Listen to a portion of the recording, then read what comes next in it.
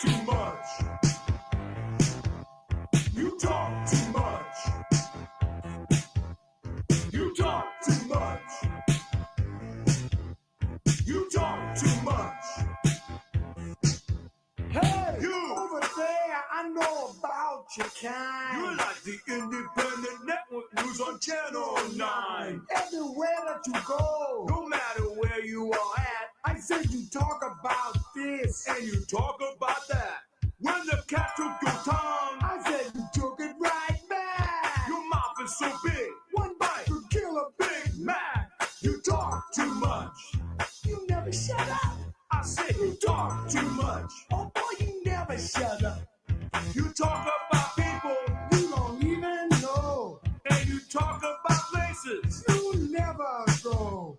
You talk about your girl from head to toe. I said your mouth's moving fast and your brain's moving slow. You talk too much. You never shut up. I said you talk too much. Oh boy, you never shut up. You're the instigator, the orator of the town. You're the worst when you converse, just a big mouth clown. You talk when you're awake. I heard you talk when you sleep. Has anyone ever told you that talk is cheap? You talk too much. You never shut up. I said you talk too much. Oh boy, you never shut up. You're always spreading rumors, whether bad or good. You're the Dan Walter Cronkite of the neighborhood. The Barbara Walters and the Howard Cosell. You always come around with a story to tell. You talk too much. You never shut up. I said you talk too much. Oh boy, you never shut up. A big blabbermouth, that's what you are. If you were a talk show host, you'd be a star. I said your mouth is big, size extra large, and when you open it, it's like my garage. You talk too much. You never shut up. He said you talk too much. Oh boy, you never shut up.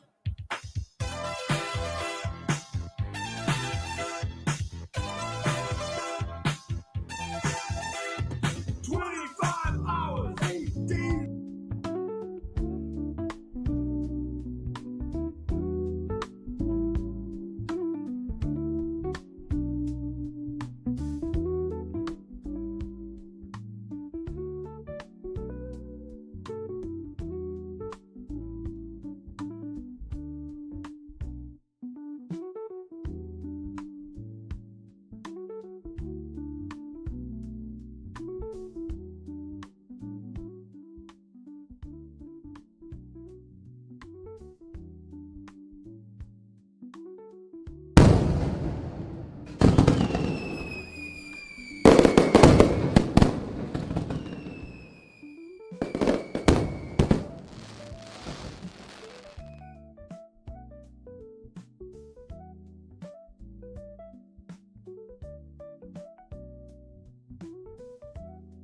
Hello and welcome back to Chicos Locas. Had to make sure I remembered our little commercial there. In tonight's live stream, if you've ever had a perfectly good online discussion derailed by that one person, then this is the conversation for you. We're talking about dominant digital personalities, the one who hijack threads, spread negativity, and shut people down, and how this affects online spaces for the rest of us. So let's add my lovely co-host this evening. What's up, Cynthia? Hey, chica. Can y'all hear me? I can hear you loud and clear. Excellent. I loved the song at the beginning. When you sent that to me, I was like, this is perfect for tonight. You talk too much. Not you, some. Well, a lot of us do on here. In real life, I talk too much, but you know, some of them love to hog the mic. I've been seeing that from day one on here, but a lot going on with that hogging of the mic these last few weeks. What do you think about it? You automatically can tell when someone steps on stage, like certain personalities. You already recognize, oh, I'm not even going to get a word in. Yep. So that's something that I've noticed, and I always have expectations of certain people that are going to be conversation captors, and they are stealing streams one rant at a time. And it's always the same offenders. Is it just their hobby? Are they incapable of having a conversation? Do they just have so much on their mind that they just want to get out? Like, I never understand how people don't understand the art of conversation. I talk, you talk. I talk, you talk. Right. There are different conversations on here where the yielding is the polite way to go about it, and then there's the conversations that are complete WWF style wrestling matches. Mm-hmm. But some of the personality types that I see on here are ones like, let's identify some of them anyways. We've all seen them. So there's the intellectual bully. Oh. And they over-explain, they love to condescend, and they love to shut people down. Mm-hmm. And then there's the contrarian, who always disagrees, no matter what the topic is. And then we use this term a lot, which is the narcissist. And they need to dominate every comment section. It doesn't matter if it's up on the panel or in the chat. And then we've already figured out that there is the troll. Oh, absolutely. And they thrive on chaos and no truth. Mm-hmm. And then how about the clout chaser? Ooh, the clout chaser. Yeah, engages just to be seen or to gain followers. Well, I like the way you brought it into the comment. You mentioned the comment hijackers.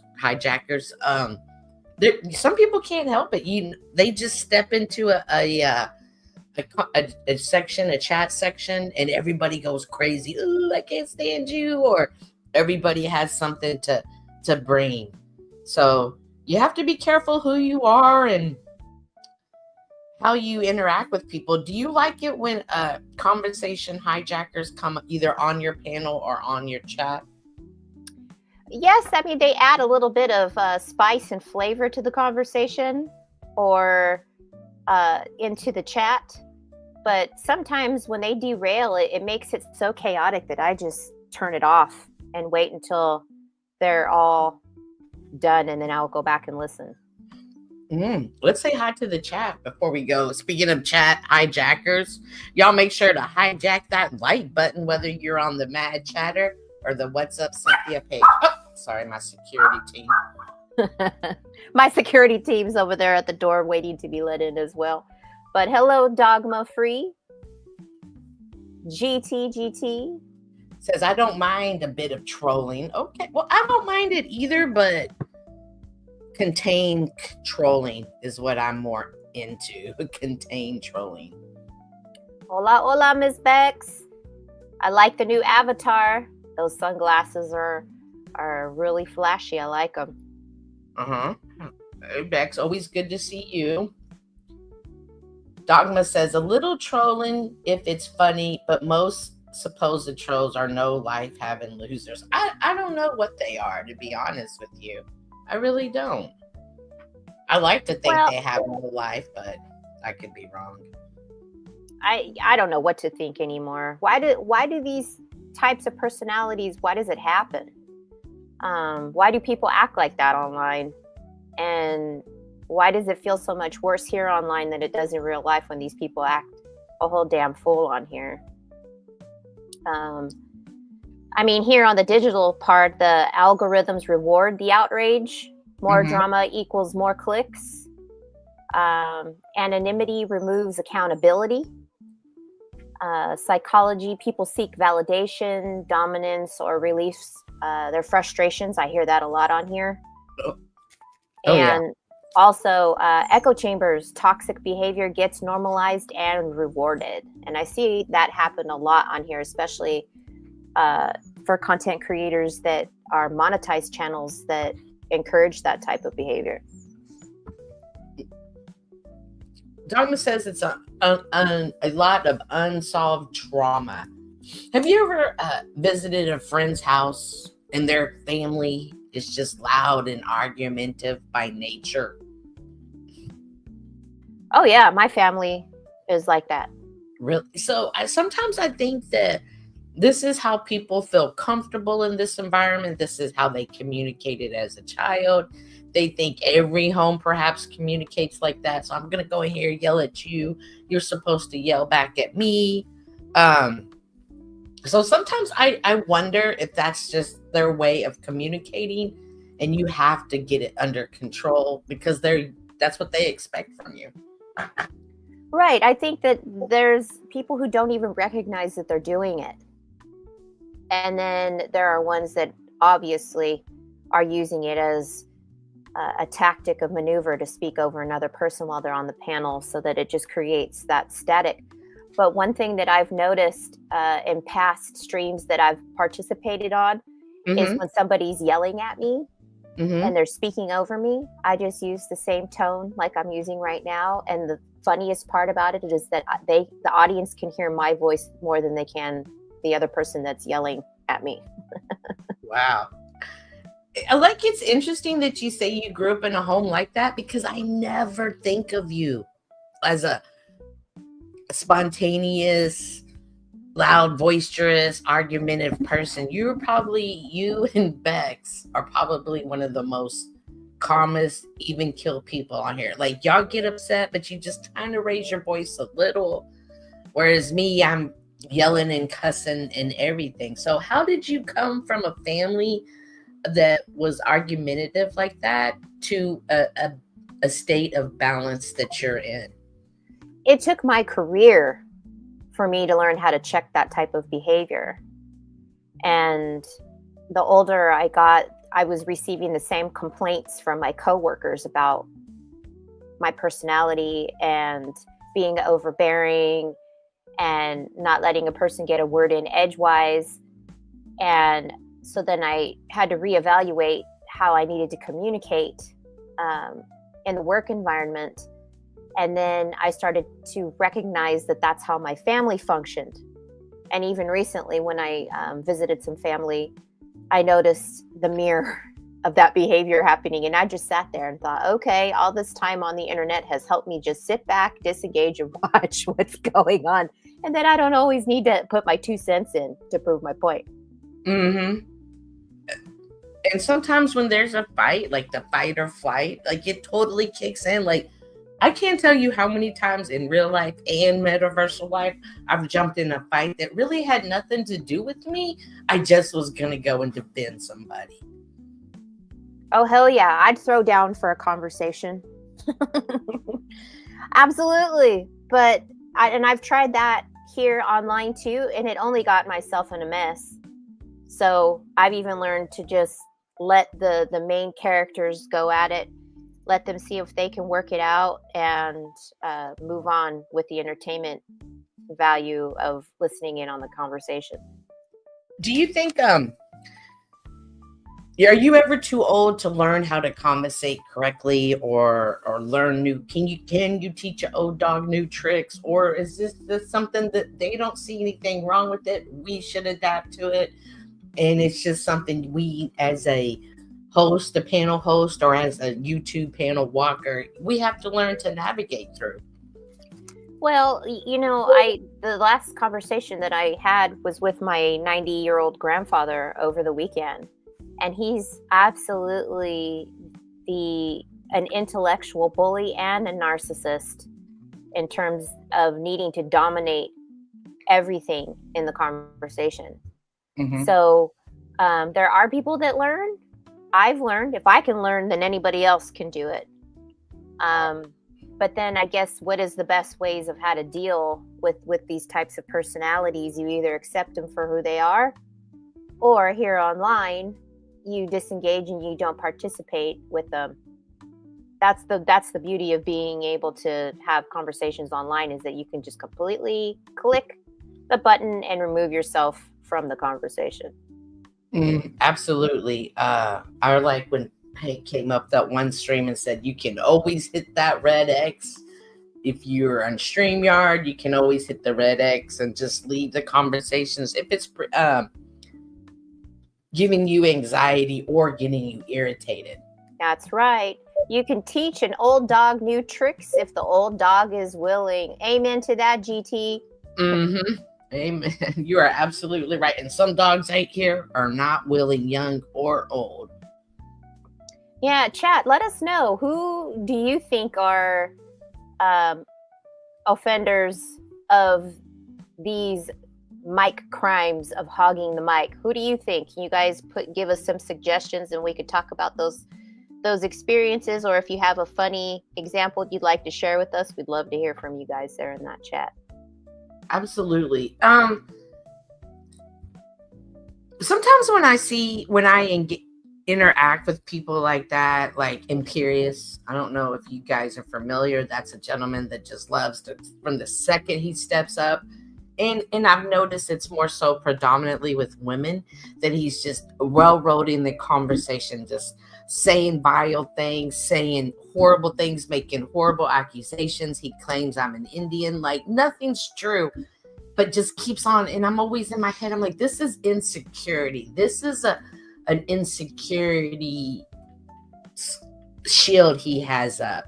Do you think that comes from insecurity, or what other possibilities could it be? Oh, of course.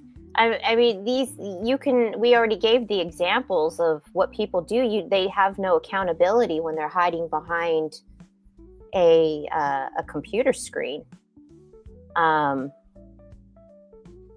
I do think that it's obvious that when he feels like he's dominating you, he's actually not. He's just showing how he lacks any type of self-control over himself. So, what is this, our 8th stream? We've continuously been saying the same thing.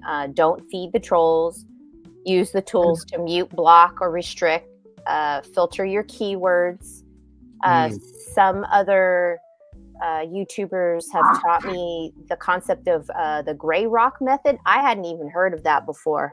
What is that? I've never heard of it until just now. Stay boring, unemotional, and they'll lose interest. Stay boring. What else was it? Be unemotional, and they'll lose interest. So I'd been doing that for a long time. I didn't even know that it had a name, but that's called the gray rock method. And then log off guilt-free. Don't worry about whatever it was that had happened. Leave it on the internet. Yeah. But we also have to make sure that as content creators that you create the space that you want. So you want to post in your community tone up front what your guidelines and your restrictions and regulations are. I don't know, like pin constructive replies to set examples, and use the moderators and auto moderation tools like OTW has the chat bot, right? Oh yeah, I never understand how they do that. I'm assuming it's got to be some kind of app of sorts that you can. I don't know how it works, but and we just continually say a lot of this is about setting boundaries, not just for yourself, but for the community, non-community that you're creating online. 100% insecurity. He has to make himself feel superior, because deep down he feels insecure in so many ways, in my opinion. What up, Snow? Good to see you. Yeah, and definitely, like, I myself have been into some serious, back and forth online, and it did carry over into my real world, and it just made me anxiety. I was angry. I couldn't sleep that night, and I just realized, oh, this isn't healthy. This is not healthy at all, and I need to step away. Exactly. So, I mean, it's moments like that whether it be online or in your real life, you're like, damn it, I wish I could have said that differently, or and you beat yourself up over it. Absolutely. And I feel like I failed. I didn't do right. And I had to be like, it's okay. Just don't fall into that again. And next time, what the pitfalls could or would be. Yes, ma'am. Well, I think we can go ahead and open up the chat now. What do you think?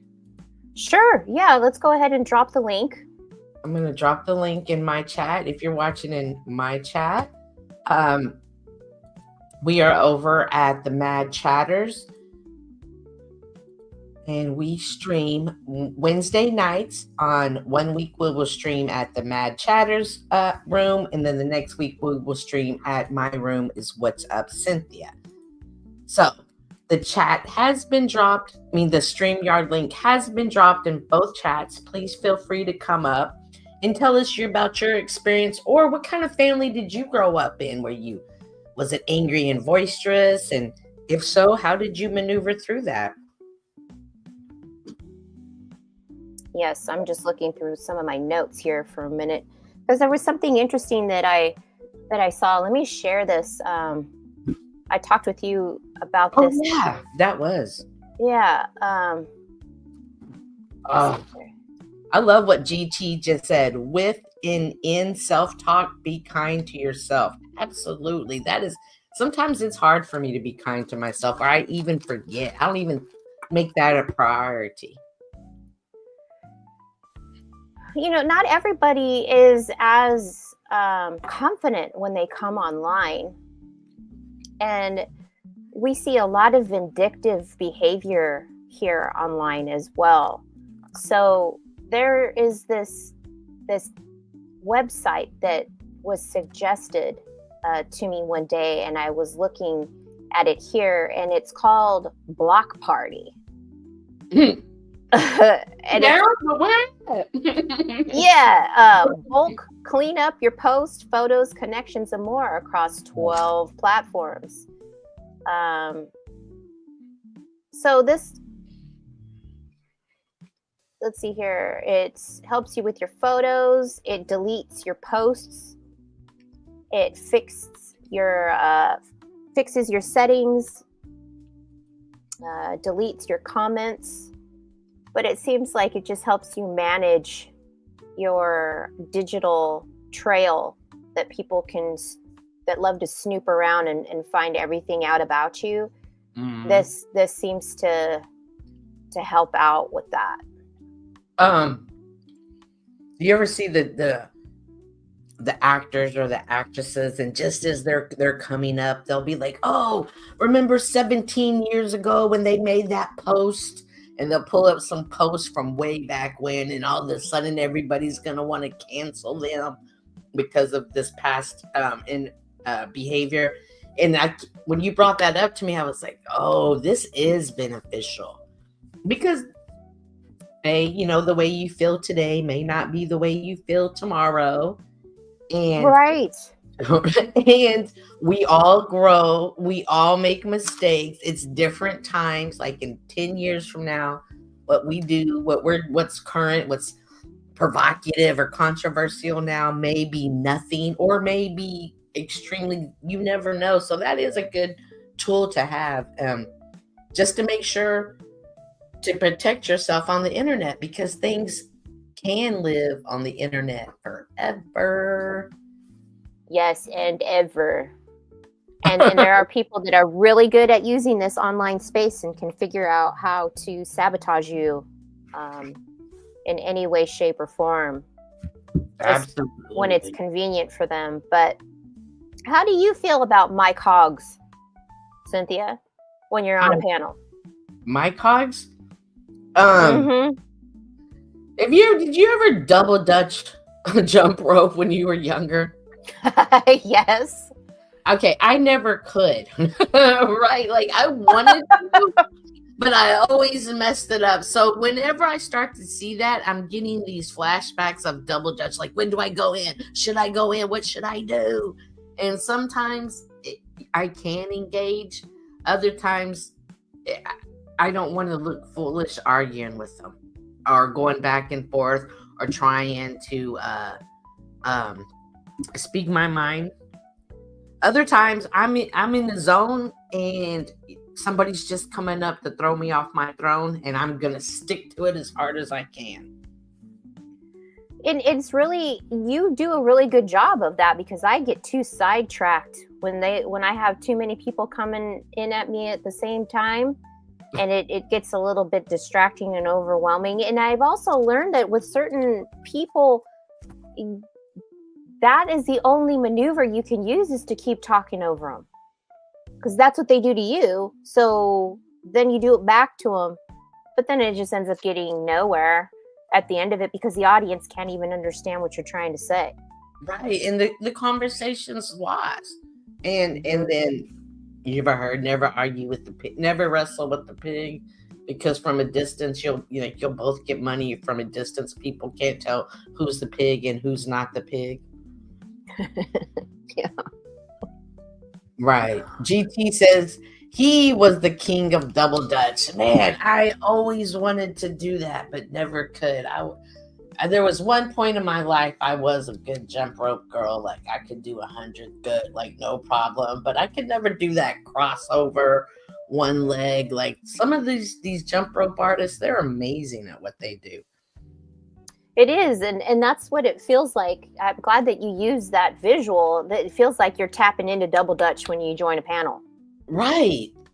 And I think another thing is before you join a panel, I mean, this is the proper way to behave, in my opinion. Listen to the conversation before you just jump in there. See, try to stay on topic. Another thing that I can't stand is when you're in a good conversation and somebody will just come up there and just reroute it to something like pierogies. Shout out to Cage Reality. But like, I don't like it when people are like, this is boring, let's talk about something else. Have you ever heard of the term online disinhibition? What's that? When I was researching the topic, I came across this term. It reduces the sense of restraint and self-control experienced when communicating online compared to face-to-face interactions. This leads individuals to express themselves more freely and sometimes act in ways they wouldn't in real life. And I thought, oh, that's really an interesting term, online disinhibition. So the factors that contribute to this is the anonymity. So you were using Imperius as the example. Have you ever seen Imperius's face before? No. I was going to bring that up. It's even different. Like, you can argue with someone online, but it's even different because sometimes I'm like, why am I arguing with this box? Why am I arguing with this picture? Well, it goes to this disinhibition. So the ability to remain anonymous online can reduce the fear of real-world consequences for words and actions, leading to more aggressive or open behavior. So I was trying to think of some of these personalities that I've never seen. Are they more aggressive than if someone who actually shows themselves on there? I don't think so. I think it's a little bit of both. But the invisibility, the lack of physical presence, and nonverbal clues like the facial expressions and body language can make it harder to gauge the impact of one's words and actions, potentially leading to less considered or hurtful communication. And so when I first started doing panels, I thought, no, hell no, I'm never going to show my face. Mm-hmm. Because then they'll just drag it, right? And they'll make little memes about me and little videos about me. But then that's when I started to recognize that I'm taking away my human interaction with it, right? And these people are always saying, we don't really know who you are because we can't see your eyes. Mm-hmm. And they were kind of right about that. But then as soon as I started doing that, then I started getting comments like, oh, now all she wants to do is show her face all the time because now she likes the way that she looks and she's a narcissist. So I couldn't win. Sometimes sometimes, I mean, I don't know if it feels this way, but then again, this is how I feel, and I could be misinterpreting it. But it does feel like men do tend to be more hostile towards women on here. And no matter what we do, they're going to always find a way to point a finger, to poke us, to pinch us, to put us down. So I had to learn, just don't even pay attention to what they're saying. Well, do you remember the conversation, one of our very first ones, when Wizard came up and we were asking him about that? I remember him coming up, but I'm not sure more so. Well, we were asking him certain questions like, why are the men so aggressive? Or why do they like to reference the sexual stuff? Why is it always suck my dick? All that kind of, you remember that? So when you just said that the men are so aggressive, I think that that's just it. We're not as aggressive. And so it's really off-putting to us when we're interacting, but for them it's natural. Right. For them to be aggressive. So that's why I had to learn at some point that aggression was them just projecting their aggression, like if they were speaking to a man, but they're not. And so, it is what it is when you decide to come up there and have conversations with them. Absolutely. And it's a catch-22 because when you're just as aggressive as them, they be, oh, and she thinks she's a man. You see the way she talks, you see the way she interacts. She wants to be a man. There's no winning on the internet. The internet is undefeated. You just got to learn to roll with the punches. Yeah, I mean, I'm glad that I can break this down and analyze this with you, because these terms I think are important for us to learn with the social interactions here online. Like, have you ever heard of something called solipsistic? Wait, no, let me try that again. Solipsistic introjection. That's a word that was difficult for me to say, and I've never even heard of it before. Whoa, what? Can you pull that up so I can look at how it's spelled? Words, just because, like, I'm a visual person and I need to see this word, because I'm like, what does that even mean? Let me get the correct spelling. Yeah, make sure to hit that like button, because not only here do you have good conversation, you learn new words today. With Cynthia and I live. Yeah, because trust me, everybody knows I can barely talk. So it refers to the phenomenon where, due to the lack of face-to-face cues and real-time feedback, other people on the internet become a part of one's shared mind via the internet. Their thoughts feel like your own thoughts, a process known as introjection. Can you see that? Yeah. Can you just copy and paste that word and put it in the chat, just because I can't see the spelling of it up there? I want to write it down and do some SOLIPSISTIC. TIC. And what's the second word? Introjection. Okay. I like that, how it's like your thoughts become like their thoughts become your thoughts. Did I hear that correctly? Yes, and it's almost like what the hive mind does. Oh yeah. So the beehives. When you said that, I automatically thought of bee. Yeah. And then another term I thought was interesting was called dissociative imagination. Oh, pull that up. Hang on 1 second. I hear a dog crying, but pull that up too, and I'm listening. Okay. Let's see here.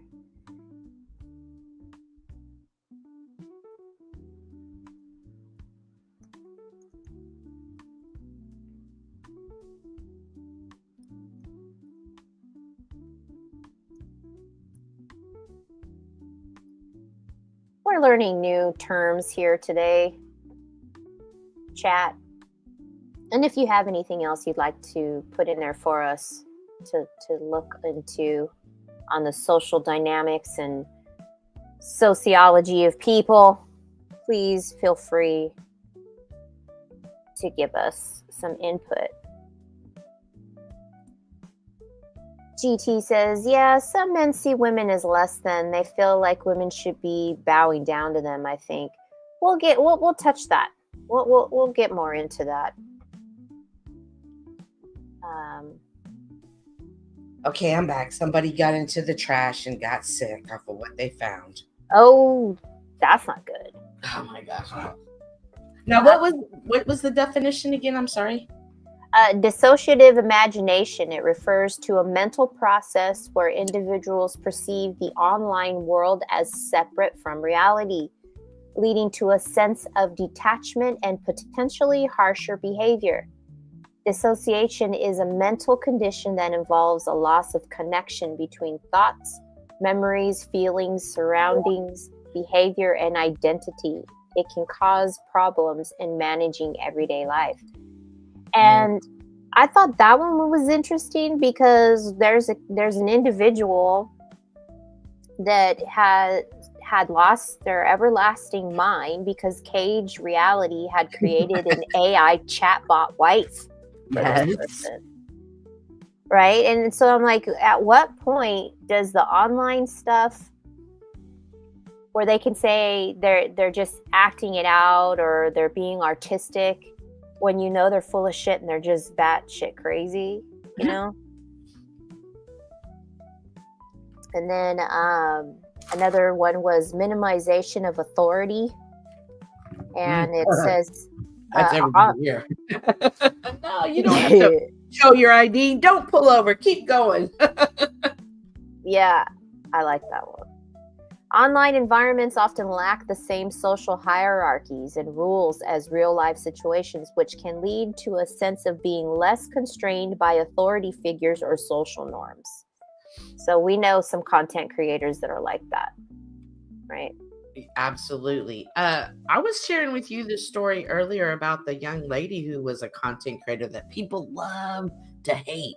They love to hate this lady. And I'll admit, she is a bit peculiar. And she does provide opportunities for things to be said about her.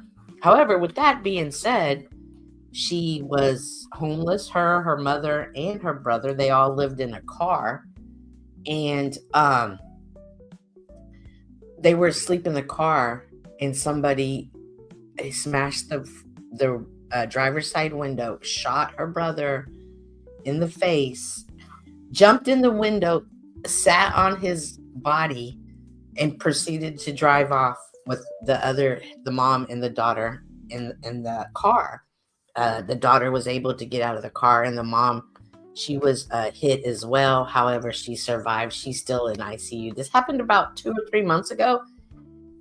And this poor young lady, she's lost her brother. Her mother is still in the hospital, and she's just trying to process everything. And she comes online because, like most people, this is their community. This is where she knows to be. And when she was live and she was giving details about it, people were like, you're a clown. You deserved it. This is what you get. Quit faking it. It's not even that serious, because why are you wearing makeup? If you were really mourning, you wouldn't be wearing makeup right now. And it's wild to me that when you said that disassociation, what was that first one? Soloplasty. That sounds like well, even the dissociative imagination, yeah, that too it was wild to me. I mean, there were rotten tomatoes in the chat, there were clown emojis, and I was thinking, this poor girl. Yeah, the solipsistic introjection. Yeah, like, golly, like, it's hard enough. Like, that is some serious trauma. And regardless if you agree with the person's lifestyle, regardless of how you felt about them, how can you not recognize trauma? that to me is what it was the most disheartening about watching that chat, is they didn't even recognize that there was trauma and gave them grace or mercy or anything about that. And she kept saying, it's you trolls. And she's not sure if it was an actual somebody sent a troll to go do it. Because this car was an older car. It was a car that they had just took cans of paint and painted like a rainbow. This wasn't, oh my God, it's a Mercedes. Like, and even she's even like, they're still not sure. Was this a troll? Was this come from the internet? Which is wild to me. Yeah, there's a lot of that increased self-disclosure. Especially this younger generation that was born with a cell phone in their hand. Mm-hmm. That's where they need that block party. Hell yeah, they need that block party. But self-disclosure, is that just coming up and sharing our life? Yeah, it's just another part of this this disinhibition, that it's all a part of that. And it can also lead to individuals sharing more personal information or opening up about their feelings, potentially creating stronger connections and building trust. But it sounds like this person has shared too much. Well, she blogs her everyday life, and she's like one of the people who comes on there being her authentic self. I mean, she's not the cleanest, the neatest housekeeper, and the internet hopped onto that to the point where they got her evicted from her home, which is why she's been homeless. They're like, well, you can just go get a job. But at some point it's funny to make fun of people, and it's funny to laugh, and but there's hard lines where you can see it gets hurt, and these lines are getting blurred every day. Yeah. GT says, nah, trolls don't kill people. They just say edgy shit. I mean, I grew up with my cousins. We drag each other constantly. Mm-hmm. So I've mentioned that in a stream before. And there was someone that was like, that was saying how unhealthy that was. And culturally and with families and friendships and stuff, that dragging one another is a term of love language. Mm-hmm. Absolutely. And I think that when you get roughed up a little, it's in preparation for situations like this. But sometimes people go too far, right? When they Absolutely. And the things that they say in that chat or on a panel. I just couldn't believe, like, she was up there crying, and now she won't even share where she's staying. She's always just sitting outside. She's like, I'm never sharing with y'all anything. And it's sad because people come to the internet for community, to not be alone, and to be isolated. It's wild. Yeah, I was also thinking about that one gal. You know who that Allie Carter character is in the Diddy trial? No. Oh, girl, you know who that is. That's that gal that says that she's who's her daddy? Is she trying to say Tupac's her dad or some shit? No. She's one of those ones that was staying with Jaguar Wright. Oh, okay, that's a whole other ballgame right there. Well, but I'm using this as the example because that person lost that supposedly she is a person that is a victim of trafficking. Okay. Human trafficking. And so supposedly she knows all about this trial, and she was trying to give names and warnings about that whole system of crime. Okay. But she was talking about how now her last home, they had to leave her home because there was random people showing up to her house and going in her house and stuff, and they were following them around and everything. Like, people want to share their lives with people, but there are consequences as well. So that's why I wanted to show that block party thing, because you want to kind of clean that trail up a little bit for It's obsessed funny. people. It's funny you say that because, like I said, this family's car was very, very recognizable. I mean, it's a rainbow car coming through. And when they were at the scene, somebody recognized her because she does have a very recognizable appearance. And in the midst of all the chaos, somebody came up and asked if they could take a picture with her. And she addressed that in the live. She said, I understand that, I'm on the internet and y'all feel like y'all know me, but that really felt weird to me in that horrible moment I was going through that you just thought about the internet. Damn. So it says, don't wait for your ex to come snooping. Don't wait for a stalker. Don't wait for trolls. You see this commercial it's doing? Don't wait for scammers. Scammers, right. Don't wait for the government. Uh-oh. Damn. So I might look into that just out of curiosity and find more out about this app, because this is the world that we live in now. I mean, I've been watching off and on for the last few years about people that love to dox one another. They love it. They love it. That's insane to me. It's absolutely insane. I would never come online to dox another person and share their number with the world just because I was pissed over something that was said on a panel or in a chat. It's retarded. Mm-hmm. Mm-hmm. And it's so petty. It is so petty. It is so petty. I definitely am more cautious now about what I show, where I'm at. Just because you don't know who's watching. You never know who's watching. Right. I mean, I deleted all of my social media accounts except for this YouTube stuff 7 years ago, maybe. But I got caught in that trap easily too. Getting Facebook, Instagram, Snapchat, all of that. I didn't really use it a lot, but I remember watching people that I had known for many, many years just absolutely go bonkers with their political views and whatever, and then getting kicked off the platform because they went too far. And I thought, wow. Have you ever been recognized from YouTube or the internet? Hell no, and I hope I never do.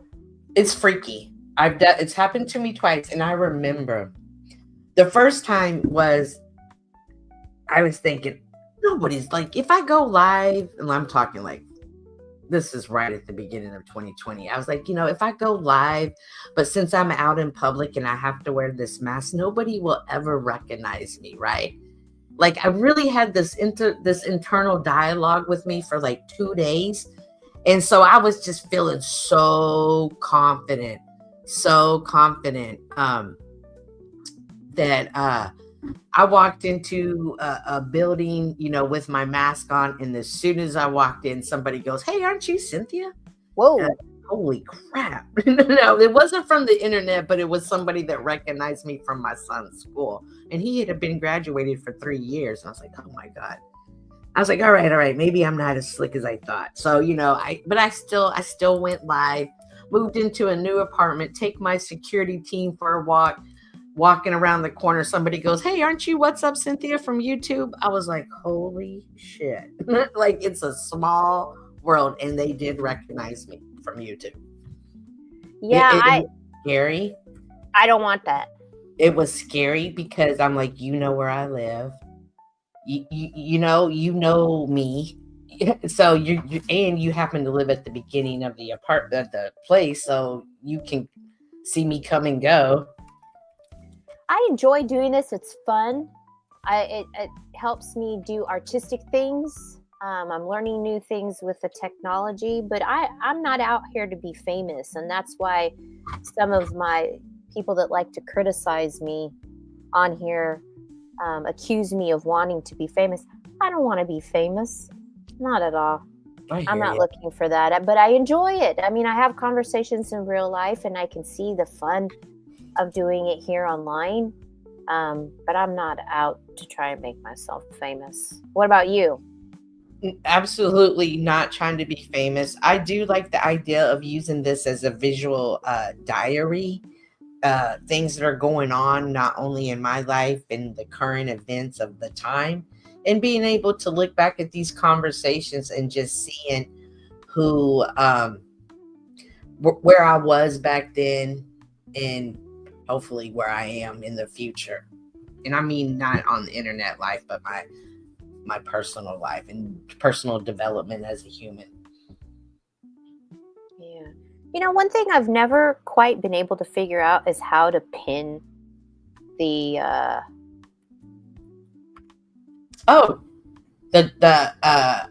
The link. yeah. Just go to your go to the message in Facebook. I mean on YouTube. Okay. And then just hit those 3 dots, and then it should have pin. I don't know, for some reason. It doesn't have it? Well, then No. you drop the link, and maybe it only pins your messages and not. Well, it should pin other people's messages. Yeah, for some reason it's only saying delete the comment, put user in timeout, or ban user and delete their comment. Are you on your page? Yes. Or no, I'm in StreamYard. No, you have to do it on YouTube page. Oh, gotcha. Mm-hmm. Go to YouTube and then hit it. That's wild. Mm-hmm. I'll figure it out at some point. Mm-hmm. Okay. Hey, I had to step out. Glad to be back. Yeah, we're just here chit-chatting about the craziness on YouTube and just how people overtake conversations and create false narratives for enjoyment. We really don't know why, but we want to just let you know that it's okay not to be that way. You be aware of what panels and what chats and what communities you become involved with. Set your boundaries, and don't let anyone tell you something's okay if it doesn't feel okay. Right. And when we were going back to what the topic at hand was in the beginning, which was Hey, Jessica. stealing streams one rant at a time, conversation captors. So I don't think you'd find me being any of those types of people. No. But they're fun to watch. They are. I chuckle at some of the things they say, but it never influences. They are annoying too, though. The way I feel about people, and that's one thing. Like, regardless of how people feel about one person, don't be influenced by that. Wait a minute. Snow, what is this? That's exactly what's happening right now. My face is the thumbnail. But anyway, what do you mean? What's going on? She's kind of going through it. People have been giving her a hard time about her being her. Everybody else has an issue with women when they're strong, when they don't fall in line, when we can't be controlled. A lot of people don't that throws their mind off. Fools and Tools say people don't know how to window shop. Boy, Fools and Tools, say that again and say it loud. She has a lot of insight. Also, people don't know how to see others and be inspired by it. For whatever reason, people will feel threatened and instead of inspired. I can find inspiration pretty much in any situation, whether it be people I hate or people I don't like. From a creative mind aspect, I can always find a good something I could take away from it. But I had to train my eye to look for that, though. Yeah, sure, Snow, go ahead, hit the panel. Yeah, come on up. Make sure to hit the like button if you haven't already hit that like button. We do appreciate y'all tuning in. We go live every Wednesday night at 8:30 Central Standard Time, 6:30 Eastern Time.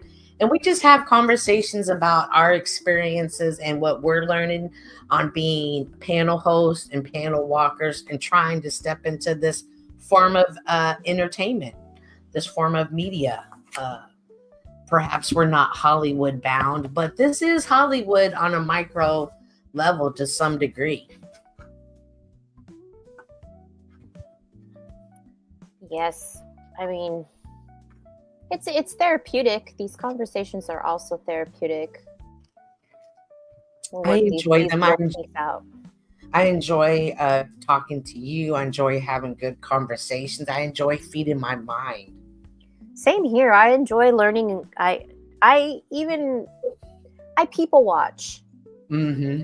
So, for example, if I am going to go to a theme park or go to a museum and I'm there with a group of people or my family, I like to just sit back and watch people interact with one another. You know, I used to love to go to the airport and watch people come in from all different countries. However, after 9/11, we could no longer do that.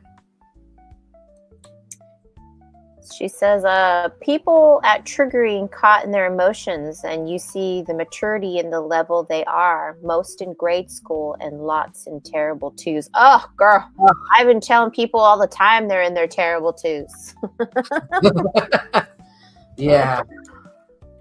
My grandson turns 3 and he, oh my gosh, girl, he throws fits. He will not hesitate to throw stuff down, throw himself on the ground to make his point. I'm like, holy cow. Right, and that's how I see that individual imperious act. I know, if I don't get my way. Right, no communication skills, no social skills, terrible twos, any few participate, you're enabling it, their ego, delusional entitlement issues. Right.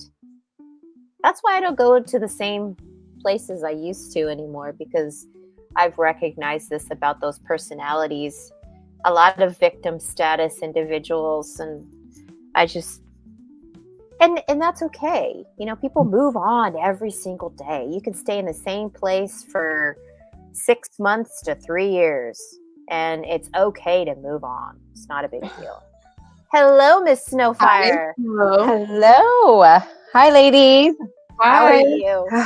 I'm okay. I'm good. I did some gardening today. I got up very early this morning and did a job, like a gig. And then all day I've been looking for a job because I kind of got laid off of my new job. They were talking about tariffs and how they were going to take our hourly wage away and just make us work off of commission only. I left there. Oh, wow, yeah. When you say a gig, are you a vocalist or? No, this is this one is I get paid like $25 an hour, okay? And I go and I serve like it's like a vending job, like little liquor samples or whatever. Go over there, get all the placements, the settings, everything ready, and then go work the next day. Just make sure that they have everything that I'm given. And then, show face at the store. And then I work for 4 hours and make like $120. That's what I'm going to do until I find another job. I'm thinking about maybe getting a job with the state. I don't know what I'm going to do, because I know that's tricky too. But how interesting that you brought in the tariffs as part of the issue. Oh yeah, because when you're doing this guy basically owns a landscaping company. It's the oldest pool company of Sacramento, of Northern California. So that's what he does, is he builds pools in people's backyards, and he does commercial accounts and all that stuff. So they have all those big rigs, and he's saying, oh, well, if these things break down, we don't know what's going to happen, and And he's like, you guys are going to... He told me that the first week I was there. Well, all of us in the meeting. He's like, if you guys don't start bringing in sales, you guys are just going to have to work off commission. I'm like, why are you guys even hiring me then? So Yeah, I think that they just realized with the tariffs, maybe, I don't know, I'm still confused, that it's probably not a good idea to put somebody on board.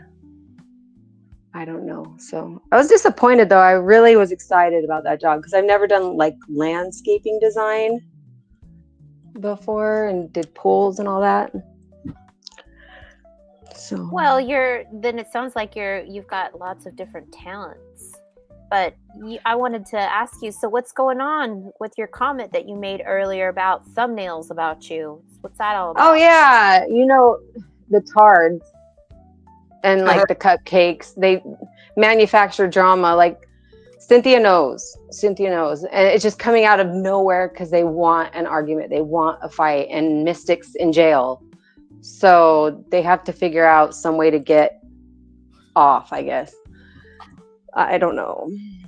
So yeah, I guess they're saying I'm in love with Randy Reeves, and Randy Reeves is Mystic's ex-boyfriend, and him and I are friends, that's for sure, because we've been through a lot. I mean, that's kind of like with Snafu Snaps, like he was always, bagging on Monograph, on who else, but they all become friends at the end of the day because they are like, who is this person, and you get to know that person.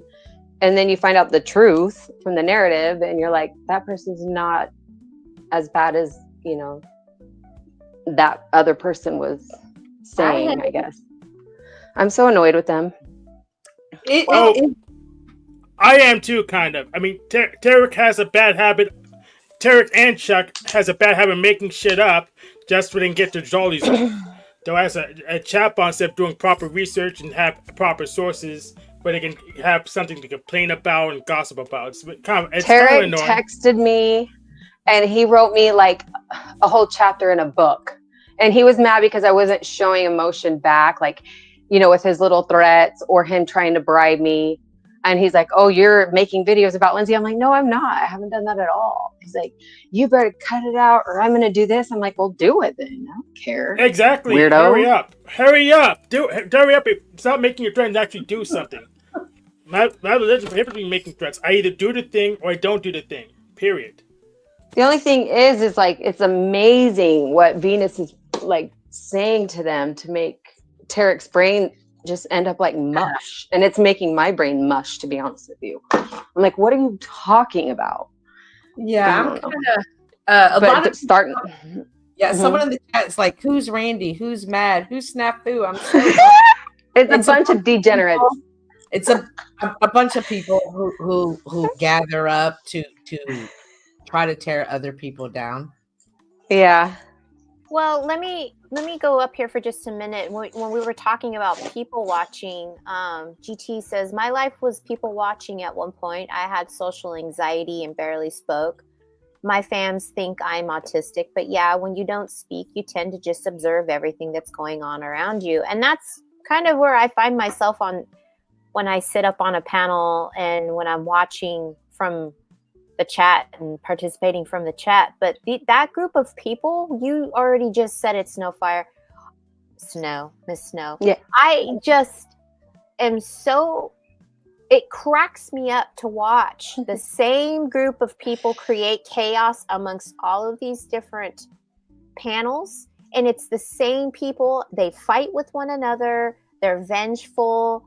They dox one another. They're taking each other to court. Yeah. They're calling the cops on one another.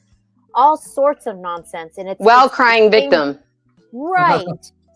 Right. It is the most bizarre thing. But at least they all found a place to grow their new gremlins, Good exactly. And OTW has, went up one level. It's no longer the shit show. Like, now I gotta say, Tarek found his place because his show is like literally the shit show. It's garbage. But yeah, OTW has been improving this year, I must say. I think he's improved a bit, but he's really not getting just one step away from Pussy Paul. He's still keeping the Z-Bar, he's still keeping the rumors. He's paying Snafu. He's dumber than Paul if he's paying Snafu. So he got better than he got worse. Well, like that, whatever that new storyline that's happening amongst those people that are hanging out over there. Like, that's a whole level of just gross for me. Mm-hmm. You know, like, I can't with that. When you're getting involved and there's kids supposedly being affected by it, like, fuck that shit. Oh yeah, I know, right? Absolutely, fuck that shit. Who the hell would want to have somebody engage with somebody that's going to potentially drag your children into it? That's a big no for me. And then, like, it's like, who do you believe? Because, like, they've all been caught in lies. But let's say Snafu really did do that, and he sits there and says that he is, like, against abuse towards children and all that. Then that's going to look really, really bad on his part. But if Lena's lying too, like, that's going to be a whole nother issue, you know? Lying about children isn't okay either, but they've all been caught up in some pretty crazy lies. So this is crazy. Speaking of gay bitch, Tim Derek is bashing you now. Well, of course he is. Of course he is. And what's insane to me is listening to this person off and on throughout the years saying, I don't have any hate towards you, but you're right. You're this. I will follow you. I will find you. I will tell other people information. This is all the stuff that we are saying are no's for boundaries with interacting on the internet, and then falling back on it's all for entertainment and it's not a big deal. Meanwhile, it's not funny. It's not funny. And Tarek's like, oh, we're just, and Venus, oh, we're just doing it because it's fun. It is so funny. I'm like, you're a grown ass man talking about having fun. This is fun to you. Get a grip. Heck, Venus isn't having fun anymore. She's just going back to her music streams, and I'm going to gaming streams. So we're gonna just sector out this little fake. Well, maybe you think that, but she's over there saying a bunch of crazy stuff, riling up a bunch of people trying to come against me, making up lies. That's her thing. I don't care though. Well, she's practiced law. She needs to bring some evidence. We're not gonna. We know it's gonna be convinced. So. Yeah, these people are all very divisive through the years. This is why these people don't like me, because I've called out about the duplicitous nature of how they interact in chats and on panels and stuff, and they do tell lies, and they've said lies about me, so I can say that from experience. But like I just so creepy. It's good that they've got their own little space to do it. Right? Let them all do whatever it is that they're doing to entertain themselves. And it just... Yeah, and we can mark them. Fascinating. And we can mark them and put a fence up. I mean, Venus really doesn't care too much. Otherwise, she would actually make a video on and present some evidence, but she's not. She doesn't really care. Is that what you think? Whatever. I don't think she cares. It's not that what much I've experienced. But anyway... Well, I always hear them revert back to it. I do this for fun. Right. Right? Like they can say that they're victims of what other people say about them. And then they're like, it's not a big deal. It's all in fun. Well, then if it's all in fun, why are you losing your everlasting shit? Yeah. Oh, I know. And then like that, like the fake accounts, like she literally creates so that way she feels relevant, and she'll like attack herself, and she busted herself on her own live stream when she clicked a button on her laptop and it showed all of her fake accounts. I'm like, oh, that's so cringe. That's so cringe. Now I know. Like you're bullying yourself and then writing on your posts like, whoever this cunt cake is, I know it's Snow, I know it's Mystic, I know it's this person, I know it's that person, I know it's Randy. No, it was you the whole time. Oh, a reverse wizard. That's hilarious. No, she does it to Cynthia too. She does it with Cynthia. I've caught her doing it. She manufactures fake drama to cause problems between those two. So that, and then, Cynthia's like, Cheryl, am I seeing this right? I'm like, I believe you are, but it's just really hard to read her. She goes, I just don't understand her sometimes. She goes, when she says hi to me, I'm just going to say hi back because I don't want no problems with her. Cynthia had said that. And I'm like, yeah, it's, probably the best way to go with that one. Because, the reason why she says hi to everybody in the very beginning of every chat is because she wants to make sure that everybody says hi back and she's still on everyone's good side. She needs to know who her enemies are. And it's not even real. It's like, get a job, get a life, do something. But like you guys, I'm not thinking about Venus like that every day. Like I'm really not. Right. So, can I ask you this, Sherelle? How far does this go back between you Venus guys? came around, as far as like I'm concerned. I actually looked at the dates today, because this is just getting out of hand again. It was February 9th, 2023. That's when she came in the picture. And that's when I was like, whoa, with what happened with Skies Above, because she literally went to the hospital over like it was like a minor heart attack, and it broke my heart. I was like, I got to find out, this isn't good. And it was because of snafu. And then those ladies started getting attacked pretty bad by Mystic. And then like, it's funny because Venus is sitting there sticking up for this woman relentlessly went after Venus and but like, she's sticking up for her. It's like some kind of Stockholm syndrome or something. Like, she's like, leave Mad Mystic alone. I'm like, you guys know that she harassed me for 2 years with like saying I was a part of the white parties, that I'm like a PDS.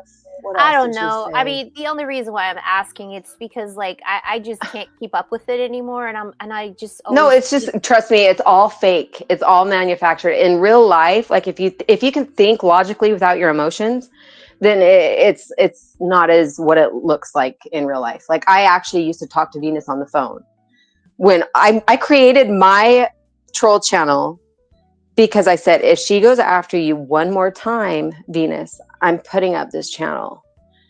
Somebody's got to do it. I'm sick of it. And I actually got enough guts, because Mystic is a scary chick. Yes, And zebra I in a did cage it. is a good thing. Zebra in a cage. well, Yeah. I just think this whole concept of the whole zebra thing is fucking wild. Okay, like these people. What do you have? Mm-hmm.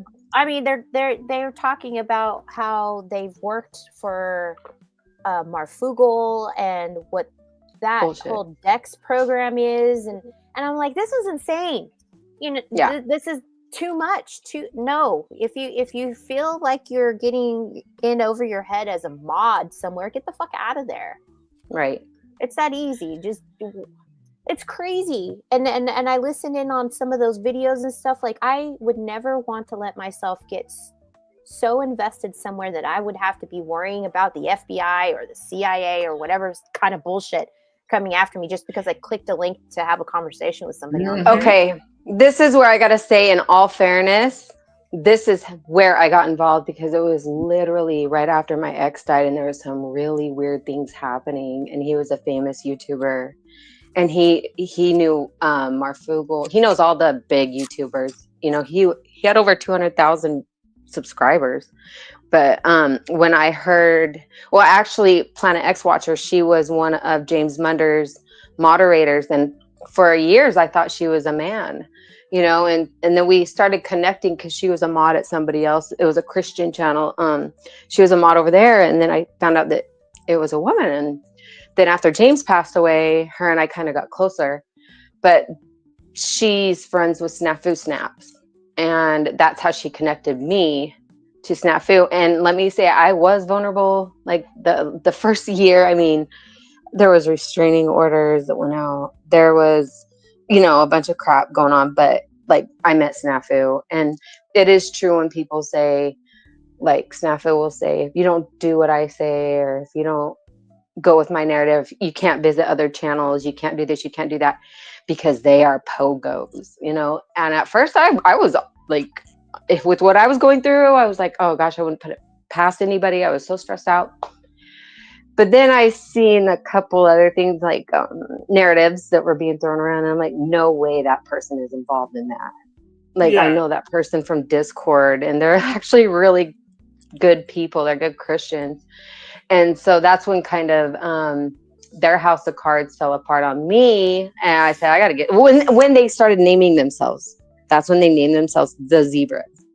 And that's when I was like, okay, this is getting to be too much. I don't want to be a zebra. And then that's when I got attacked really bad by his nephew. It was pretty bad.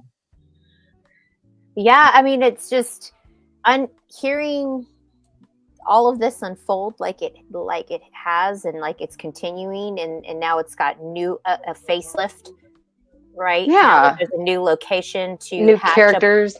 Right, all of the old stuff and giving it a facelift, and I just, again, with the duplicitous doublespeak that happens,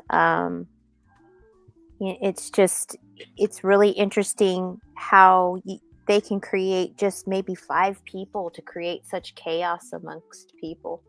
It's not very many, but what a mess. Yeah, and all we need to do is just play video games, and they really don't have any effect. They're worthless. They make shit up. They don't cite their sources. I mean, when I was on with Pussy Paul's channel for a while, and Snap, where are you going to bounds? I asked him for a white list or a black list, and he couldn't produce any because he's literally incompetent. Then Pussy Paul got jealous of me going on other people's panels, even though he knew the deal. And so I said, nope, not doing the career contracting. So now Pussy Paul barely streams anymore. He doesn't show up anywhere. He has no credibility. And neither does his daddy, Officer Snafu Snaps.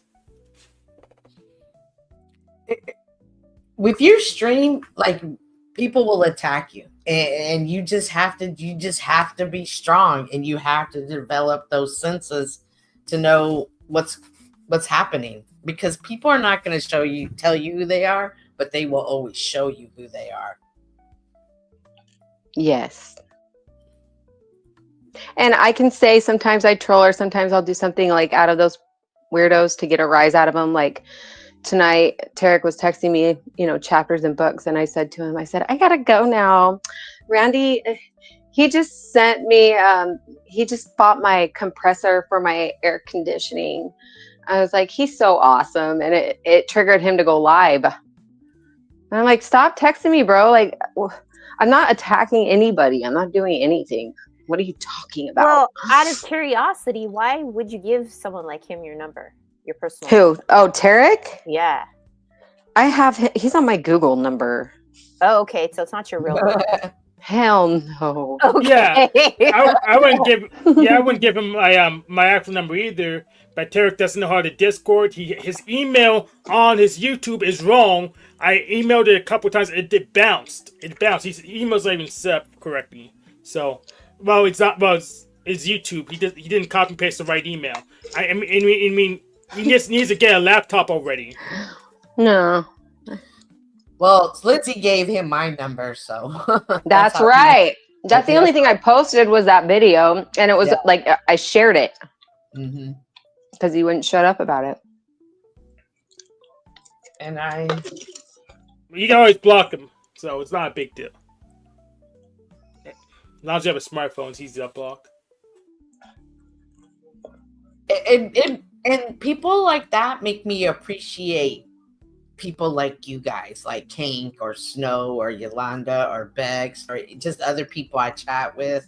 But I've also learned to be more cautious with what I share things with. Cynthia, I have seen you grow probably the most since and same with Bex, because you guys kind of came around the same time. But I was like, man, these guys are gonna. Did she just say that out loud on a panel? They're gonna eat her alive. I'm like, oh my god, no, she's done. I was like, dang, I wish I knew her. Like, I could talk to her. She probably wouldn't believe me anyways. She's gonna have to learn the hard way. But I examined these guys for like 3 months before I ever even said anything in chat. It is interesting to see the different types of personalities and behavior. And I'm not sure. I want to know how much locations. I feel like the locations where we come from plays a huge part. I'm convinced the East Coast, what's that? New York, Chicago. Is that East or that's East, right? Chicago's East? not. No, Chicago's not East. It's Midwest. Chicago's Midwest. What's New York and all of them? Like, I feel like something's off with that crew. Yeah, New York's East. They're around too many buildings and stuff. So it's probably too urban. That's probably the issue. They're too urban. Yeah. I just to be truthful, I don't believe anything that any of those people say. Not a single thing. There's so much lies and manipulation. That's smart. I don't believe a fucking thing that comes out of any of their mouths. That's smart. That is smart. I mean, I could be up on panel every day, sitting there just destroying their narratives, and then saying some of the things I want to say, but I'm not going to do it. Just not going to do it, even though I want to. I don't want to give them any more energy. Like it's That's like right. They want my energy. It's become low cows to me. Like I don't know if I've advanced, if I've elevated. I don't know if it's the Mars energy. I just know that I don't want to associate with them anymore. No. I don't even like, the more they say things about me, the more I know they're just trying to get my attention. I just want to put them on ice even more and just For watch real. them crunch out on them their own. They'll just destroy each other anyway. So They really that's will. what usually happens. It really is. How long have you been on coming on the internet? Did you know, Yolanda? Did you know that Snow has been on TV and stuff? No, where have you been? Yeah, I worked at a television station for 5 years. I started with sales, and actually modeling. Then I did sales for them, and then they let me go in-house doing productions as far as events and social media for the talent agency I created, and that went really well. But then it was a matter of me and the Italian mother, the mother of the station, and I didn't want to go head to head with her, so she basically took over the talent agency, which was fine for me because then they let me have the modeling competition for, what year was that? 2020? No, wait. I think it was 2019 for the Miami calendar search. And so I was in charge of that event, but then I did hosting gigs for a lot of like different job sites, like sales that I would get, or people would find me on Twitter or Model Mayhem, and they would ask me to cover their events, stuff like that. Well, then you have experience on this. Oh yeah. Yeah. This stuff though is so low level. Well, Cynthia said it, low-cal. No, they're just low. Like I feel like going over there and even being in other people's chats, I feel like I have I just caught an STD that can't be washed away. I know. That's how that's, I gotta think about that. Like if you are that type of person, and I'm not saying everybody should feel that way, but him and I, or them and I, certain people and I, we don't mix, and I recognize that, and I'm not trying to make sense of it anymore. It is what it is. Blech, they're gross. Not Mystic she always made me feel that way. I would feel gross going into work the next day. I would feel like, damn, I wish I didn't have to watch what I just watched last night, but I had to. It was a big mission because she did some horrible things. She did some hideous things to people. That's and crazy. It was like a mission. But that's the thing. Like, if we all know that these people do hideous, crazy things, why do we still interact with them and let them? Well, she's in jail now for terrorist acts, terrorist threats, and aggressive stalking. So, Híjole. the whole family won. Damn. That's wild. That's crazy. That's how bad she was. And I don't want people to be victims of that either. It's like kind of like a duty. You either just sit there and sob and cry victim, or you actually do something about it. So, Snow, Red says, Snow, could you put a charity event together so we can raise money to get gay Tarek a bra for his bitch tits?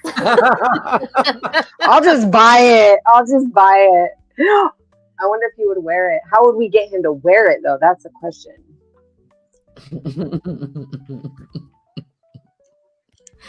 It's I mean, I'm happy they found each other. I hope that little crew stays together forever. Misery loves company. Yeah. Yeah, they are so happy with each other now. That's good. They found one another. Mano Flat No Manosphere. Oh, Miss Bex, you're so funny. Manosphere. Ugh. Oh my goodness. When he had his boob hanging out in that thumbnail of his. Bruh. Wait, what? Really, bro? I'm not it. I don't watch. So I mean, I hear about it, and just not even interested. Just Red 40 is right about everything he says. I fully support that troll. yeah, I'm a little busy here doing some modding. Okay, that's why I'm also a little quiet. Snaps.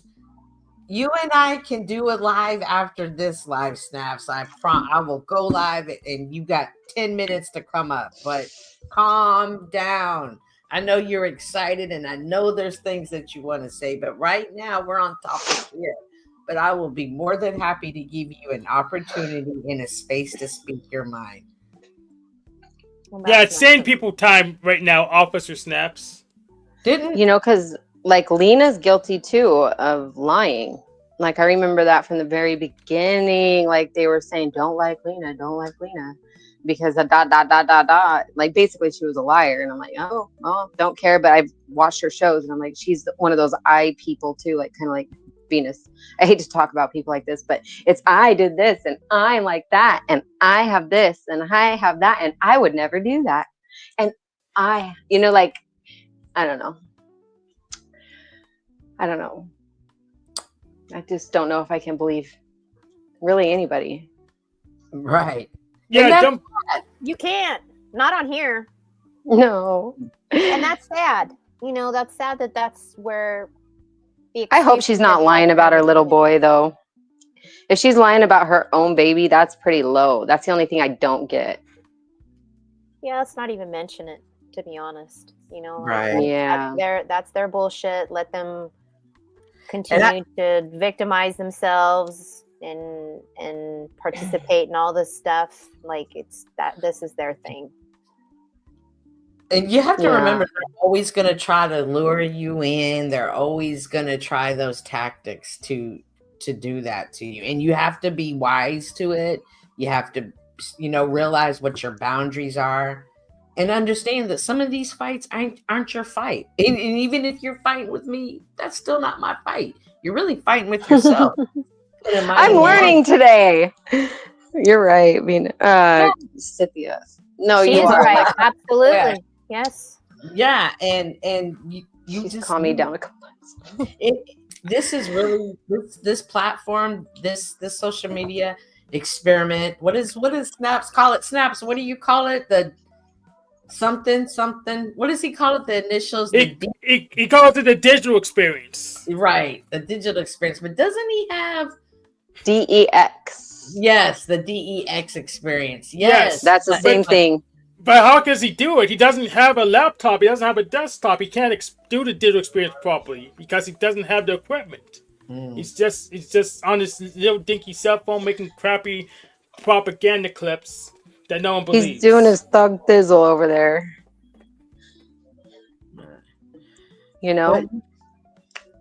Well, again, we've got the means and the tools where you don't have to see it. It doesn't have to be there. And moving on, and Cynthia said she's willing to have a conversation with him about it, and they can talk about it. But I don't want. Right. He can go over there and talk with those people, and they can hash it out with one another. But it's not any of our problem. This is nothing compared to what I've been through. These people are a joke. Imagine, Snow. I can only imagine because of what I've seen for 3 years. This is insanity. Yeah, it was pretty bad. You guys really, like, no matter what, Paul is kind of like the king of this whole entire operation because everybody floated off of Paul. So we'll give him that because we got Illumi, we got Flo, we got to meet so many other content creators. Cynthia too. And same with Hank. Yes. Yes, Yolanda too. I remember that actually. Yeah. That you're So confused. Pussy Paul didn't make me. I pre-existed him, and he didn't even have control of his own sector. Officer Snaps did, so I give Paul no credit. okay, so you are well, whatever. I mean, it all trickles down because that was his do boy was Snafu Snaps. Remember that too. It was his attack dog. But that was a very toxic channel too. And Yeah. I mean, it was like if you can make it through that channel, then you can Absolutely. pretty much make it through anything. And you guys were there for all that. So. Absolutely. I've seen worse. And Bex. Yeah, I've seen worse. There's still worse going actively, like the stuff in the abuse sector more harsh and toxic than Paul's channel. I think Truth's channel is probably worse than Paul's channel because it comes with fake drama.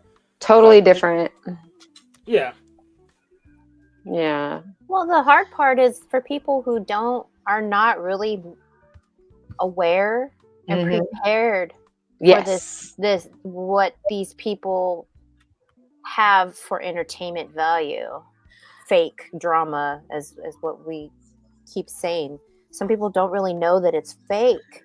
Right. And they don't understand the manipulation tactics that people will do. Ooh, it's so ugly. I can't believe people can think like this. That's the part that bothers me the worst.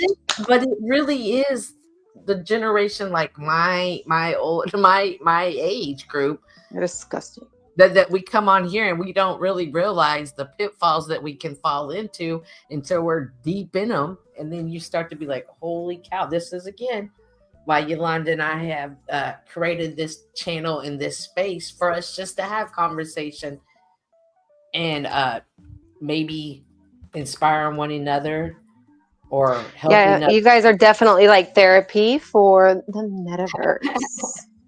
Well, just swallow a chill pill and come over here and you're like, okay, yes, let's refresh our minds. It's not mush or we're not, falling from brain rot. And it'll always be in the back of people's heads. I know it helps me. Cynthia, too. She's like, Sharon, it's all good. Don't give them right. It's good to have some grounding on all of it, which is why we do have our insight as to what we've learned. Mm-hmm. Yeah, it's true. You guys hanging out on here, right? Like just giving people some insight, giving them some vocabulary, giving them the awareness that if you decide to create a channel and here's for sure. That's good.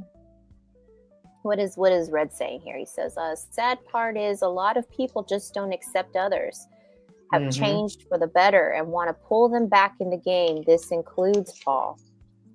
Yeah. I agree with I don't want to be pulled back into some of the toxic bullshit. Yeah, so I'm actually gonna offer them something. They need to start labeling their fake drama so pedestrians don't get sucked up in it. And if they don't, we're just gonna contain you. Can you elaborate? No, I can't. I can't elaborate. Oh, basically, we just won't talk to them. We just shun them. Oh, okay. It's that simple. Because something. We need to save the world. We need to be free. You know what? I don't care. It doesn't matter. Actions just the actions show a lot though. And I gotta say, I seen Paul come back for a minute, and I'm like, he's already coming back. I see him, kind of going on other people's panels, like playing his part. But then he disappeared again. He's like, okay, I'm still around. I'm okay. But he went away again. Like, I really, truly believe he wants to wipe his slate clean. But then again, I know how narcissists are. And for somebody to change their tune, they're all the same.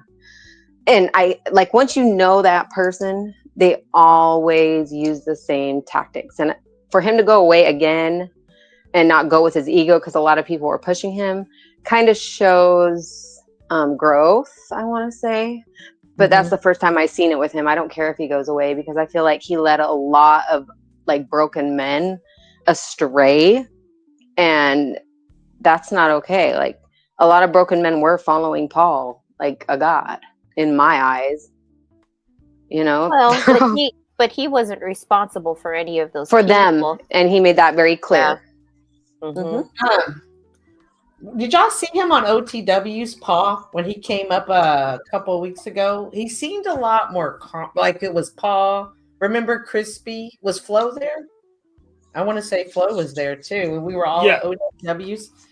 I really feel like he had really gotten some grounding in him. He did come back with a different demeanor. Now, if it was real and authentic, I'm not sure, but I can say he did come back with a different demeanor. Well, I mean, that amount of time and hours, days on end of this takes its toll on anybody, and we could see that happening to him. So kudos to him for leaving and reestablishing a new foundation and going from there and redirect. And I think that is probably the best advice for anyone online that's doing the streaming stuff to do, is to live your life, have healthy habits for yourself, and don't let yourself get too stuck on this stuff. But we see the new location of that behavior, right? We see that that itch for that addiction to that type of drama and negativity, right? And you see the same individuals all participating in it. So, we're doing it for fun. We're just doing this for fun and entertainment. It's not really for that. And there's nothing wrong. Like you're not weak. You're not less than. There's nothing wrong with taking a break and setting boundaries. Do not ever let anybody make you feel like less than a person for doing that. Always, I admire that. Taking care of your mental health and not allowing this app on your phone, your computer, your tablet, your TV, whatever. Do not allow that to destroy who you are. All right. Take a break from it. Absolutely. And live your life. Mm-hmm. Which is why Snow, Cynthia and I decided to only do 2 hours and 1 day a week. Yep. Because it can be so much. Mm-hmm. And it can be addicting. Absolutely. I think the words stick in people's heads that you ladies do that too, because you do this once a week, and it's more meaningful. It's not like an everyday repetitive freaking loop from hell. So thank you. Thank you, Snow, for seeing that. I appreciate it.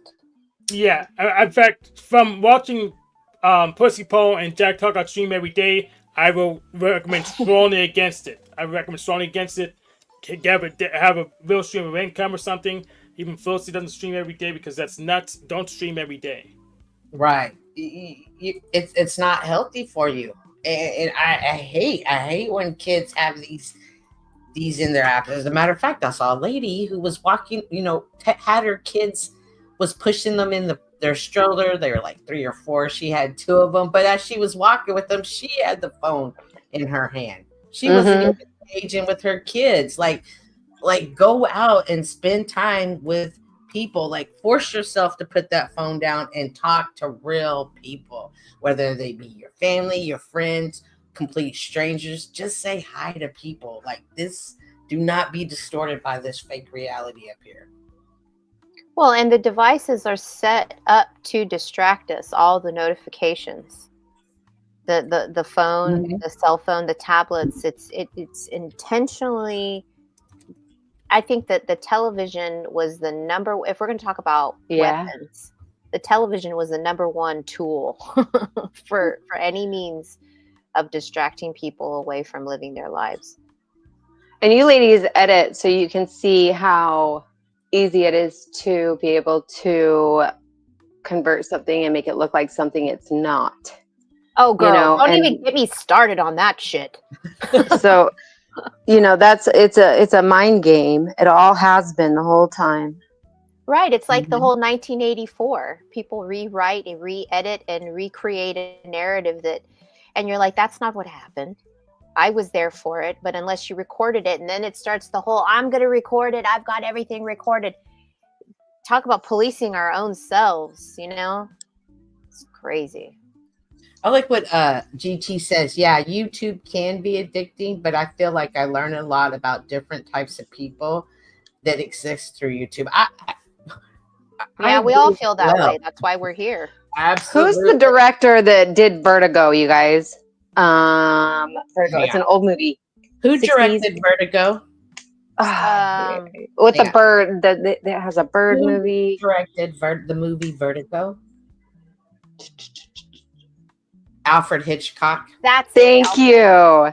He is the mastermind behind manipulating footage and like giving you that Illuminati feel, like he's tricking your mind the whole time, like you watch him in every movie.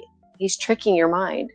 What did he do? Was it the War of the Worlds? And they did the radio show like aliens were coming to invade the world, and did a certain amount of people actually commit suicide? They jumped off the building. That's right. Because of the radio show, and they couldn't deal with it. What is he the one? Am I thinking of the right thing? What's the name of it? Hang on. The title of the war. No, I don't think he did that radio broadcast. But Okay. it's a good example of how people can be indoctrinated by what they're listening or what they're watching, and what state of mind they're in. They get so scared. The dark web, get off the web. Hang on. Orson Welles. Orson Welles, that's it. Mm-hmm. What does Miss Fools and Tools say? Right. Oh, they said Orson Welles directed and narrated a live radio adaptation of H.G. Wells' novel The War of the Worlds on the Mercury Theater on air. The broadcast, which aired on CBS Radio on October 30th, 1938, used a groundbreaking news format. That's right. So isn't that that it was a new? Keep reading. Yeah. Sorry. Format to stimulate a Martian invasion of New Jersey, resulting in a widespread panic among listeners who turned in late and missed the introduction. Man. Mm-hmm. Many listeners, particularly those who tuned in late, believed the broadcast was real and panicked, leading to a national media frenzy. I think they're setting it up for the same thing to happen again. They do it every day. Yes, you're right. Good point. Oh, the broadcast became a landmark event in radio history, showcasing the power of radio drama and the potential for a news broadcast to be misinterpreted. Can we not say this all about YouTube right now? Oh, yes. Hi, Bex. 100. Bex. Hi, Bex. Buenas noches. Buenos Chicas Good to see you. loca y chico Hola, loco. hola. Wow. Yeah. So what's... I wasn't sure. Is this like Hank's hair? I don't think he heard you. I heard you just when I wasn't listening. Why? I'm happy to join either way, just saying. Anyways, don't mean to make it awkward. Hello everyone. Hi. I like it when it's awkward. You like a bit of what? I like it when it's awkward. Yes, me too. Good. Indeed. Phew. I can relax then. Be myself. Yeah. Yep. Well, how do you feel about the state of things these days here on YouTube, Miss Bex? We haven't really seen you for a bit. And before you answer, Bex, I just want to add, Bex is someone who definitely advocates for taking breaks from YouTube because of the addiction. Yeah, you can achieve different levels of how you choose to engage and disengage. So, this isn't like AA meetings, or it's not there's an aspect of all of this, many aspects of all of this that is and can be beneficial. So it's like, yeah. But yeah, I have recently taken a lot of time off and hit a new stride. So Congratulations. thank you. Congratulations. Thank you very much. Thank you. I admire you so much, Bex. Well, thanks. No, I I appreciate do. that. I like that. It's very kind of you guys. I missed you though. It wasn't easy this time. I did. It was really hard not having you. Yeah, it was like 30 days, pretty much close to chat fast. I was out of chat for, I don't know, somewhere around there.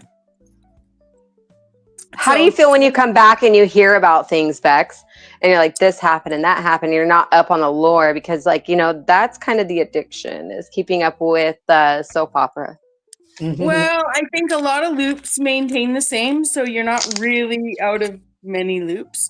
And then some of the new ones happen, there are people that will contact me, right, behind the scenes to either, let me know that something concerning is going on, or, keep me abreast of things that are, or something that seems concerning is going on. Let's just put it that way. So, sometimes I am kept in the loop is all I'm saying. Right.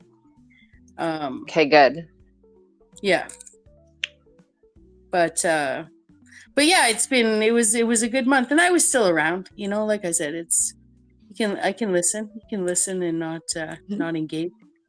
See, that's another thing. Like, sometimes I just feel like I have to hurry and write a comment, and I don't want to even write a comment. I was planning on just listening. Oh, I've been there too, Snow. I completely had to disengage myself and stop going to the same places that I was going to, and just learn to do different things with my time, because this internet stuff can be so distracting. I don't know if it's my ADHD or what, but I can listen to this and do like 2 other things sometimes. I'm always doing something when I'm listening. Me too. A lot of people are. You found it has being on YouTube, especially the host or panel walker, has it interfered with the way you make friends in real life, or no?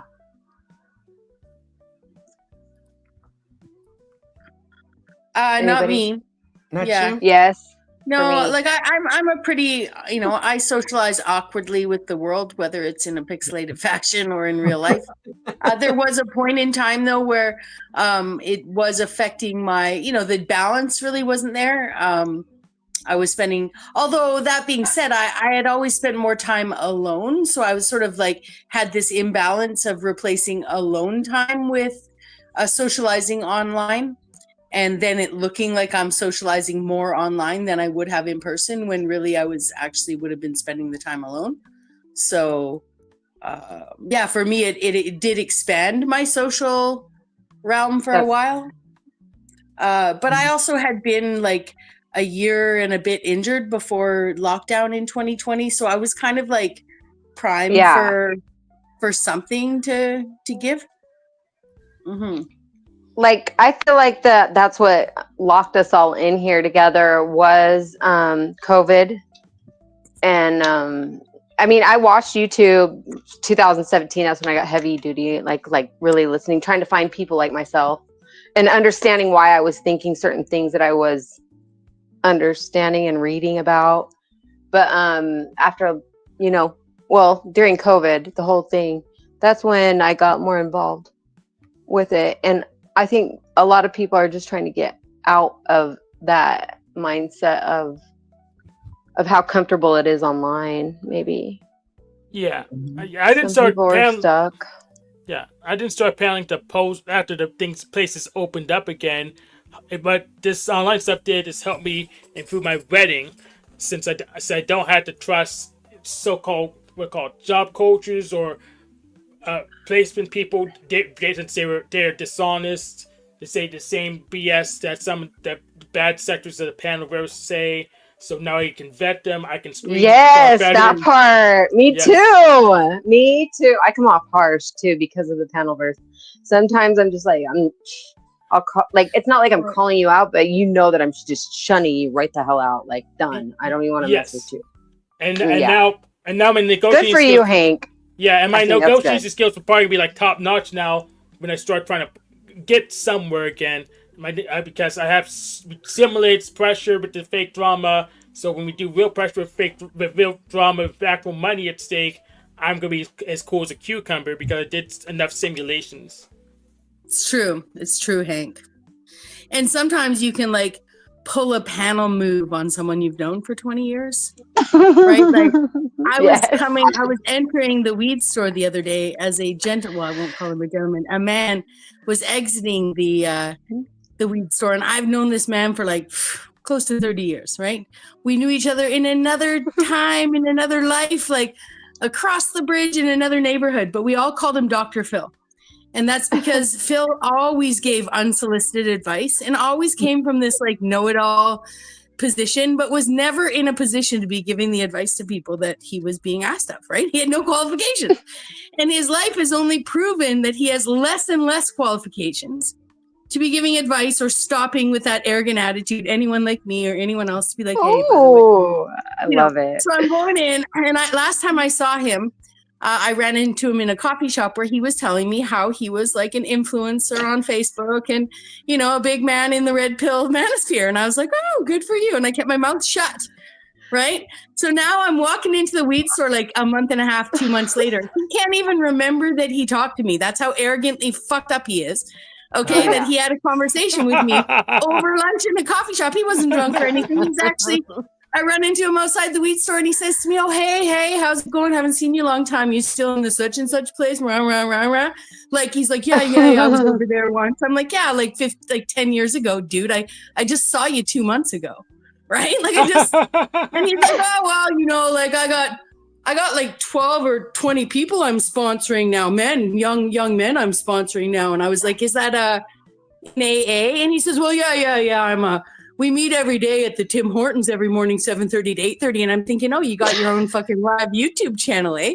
You got your little cult of Dr. Phil going on, right? You fucking megalomaniac fucking manosphere freak. So I decide not to go like, full, like, are you gay? Like, are you, it's good all these men are going more gay listening to a single man with failed relationship. Go up. I was like, I didn't go any of that, right? Because he would just go and tell them all and they'd all be like, oh, that bitch, that feminist bitch, right? They go all fucking no neck, fucking frog lady on me, right? So instead I say to him, oh yeah, 12 to 20, AA. And he's like, yeah, like I said, he's like, yeah, but they all come from fatherless homes. And so I look at him and I'm like, oh, yeah. You know what, Phil? And he's like, what? I said, I don't give a fuck. Right? Oh. That's what I said. I don't give a fuck. Right? Were you smoking a cigarette when you said that? Yeah, oh my God, he didn't know what to do. He didn't know what to do. I was just like, you know what? Like, I don't give a fuck. I love it. Right? Right. So. Oh, wow. Well, I have to know, were you smoking a cigarette when you told him you don't give a fuck? No, the weed store's too close to my house. I could just picture it. Okay. I want her to get the cigarette with that long black thing, like Cruella DeVille smokes. Yeah. You know what I'm talking about? Yeah, it's a pipe. I'll tell you guys this one thing. Like, talk about in Panelverse or real life, boots to ground doesn't fucking film it for you guys. But maybe I should. Like Toothless Tina. I don't know if you heard about Toothless Tina at the Tim Hortons. Banned me like 18 months ago. I don't know if she's still there or not. But we won't go into why. But I did place myself the next day around, 8:30 or whatever at the Timmy's just to see if the group was dissipating, right? They were already gone. So I was thinking of showing up with the fucking I don't give a fuck attitude. Like, what are all you young men doing listening to like a washed up 54-year-old guy talk, who, is single-handedly raising his son, which is, the fault of both his parents. But I'm just saying, like, what makes you think his fucking single dadhood is better? Like, anyways, I just don't understand men that seek advice on relationships from a bunch of single men, single commiserating men. It just, if there once in a while would bring in some men having relationships, Right. dating and having success, it might be helpful for them all. That No, I looked through it. It's just not useful. It's pretty much a superficiality. So if you're not getting anything, there's really not much we could do to get you something. So just not even, don't even worry about it. That's what I'm saying. True. Yeah, it's true. Good point, Hank. Yeah. Yeah, single angry men are not great wingmen for each other. I presume. Again, each to their own. You guys, like, not you, Hank, but all the angry men out there. Like, do you booze, right? And for the record, Randy Reeves is not an angry old man. He is actually like a ball of sunshine when he is on the right meds. He's a vet, and Mystic made him like flush all of his medication down the toilet, and she would have him up late at night to where he was getting 2 hours, 3 hours of sleep every night. And he did definitely lose his mind. But I think that would happen with anybody that's on a bunch of freaking medication the hospital is giving him, as far as antidepressants and stuff like that. But he's stabilized, and he's just a genuine, country dude. He's not like, he's not that big of a deal. He's really not. Did we ever figure out who Jeremy was? Was Jeremy Randy Reeves? Did anyone ever? No, he doesn't do sock accounts. The voice changer. Illumid Jeremy. Voice changer. Yeah, I couldn't figure out who he was. So just call him Illumid Jeremy. Some said that he might be Kem before the storm. I hate when they change their Anyways. names. Isn't that JG? Is that the same person? No, Jeremy came out with a voice change. No, wait, Jeremy isn't someone who's paneled. Jeremy came out as a panel hopper who was using a voice changer and used the old form voice changer that makes everybody's voice sound the same almost. And he used the happy face avatar, and everyone was trying to figure out who he was. He knew all the lore. He knew all the lore. He was anyways, shout out to Jeremy, the fake Jeremy. If he would come back, I love for this us, shit.